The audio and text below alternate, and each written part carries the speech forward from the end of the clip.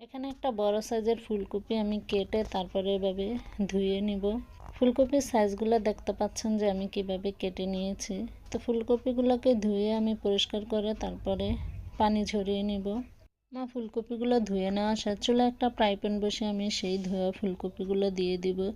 দিয়ে এগুলো দিয়ে তারপরে দিয়ে দিব পরিমাণ মতো কাঁচামরিচ। আমি ভর্তাটা বানানোর জন্য এখানে 25 থেকে 30টার মতো কাঁচামরিচ দিয়েছি। আমার ভর্তাটা অনেক ঝাল হয়েছিল। এখন আমি দিয়ে দিব কয়েকটা পেঁয়াজ পাতা। এখন আমি দিয়ে দিব পেঁয়াজ।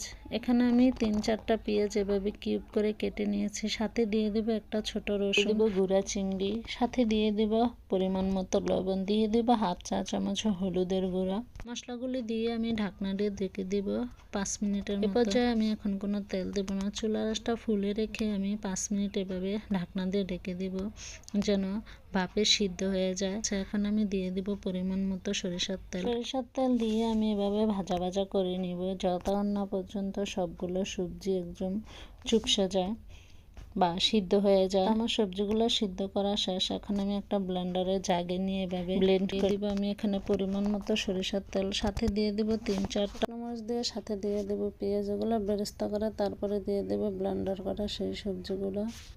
এগুলো দিয়ে আমি নাড়াচাড়া করে নিব। এরপর যে চুলার আঁচটা একদম মিডিয়ামে রেখে তারপরে করে নিতে হবে, তা না হলে পুড়ে যাবে। তো নাড়াচাড়া করতে করতে যখন পানিটা শুকিয়ে যাবে তখন আমি দিয়ে দেব ধনিয়া পাতা। হয়ে গেছে মিক্স সবজি ভর্তাটা। ভর্তাটা খেতে খুবই মজা হয়েছিল।